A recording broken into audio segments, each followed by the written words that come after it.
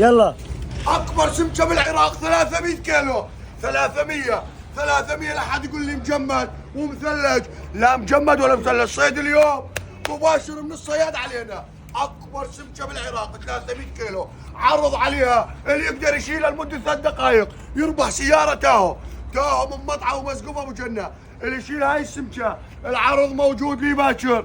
وينو جاسم الحجي يقول 200 بعد ما نشتغل بال 200 كيلو. 300 شرط تبلعك، شرط تبلعك جاسم، شرط تبلعك.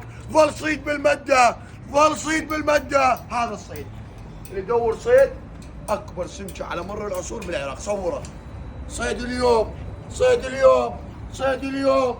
عرض عليها سياره تاهو اللي يشيلها لمده 3 دقائق يربح سياره تاهو اللي يشيلها لمده 3 دقائق. من يقدر؟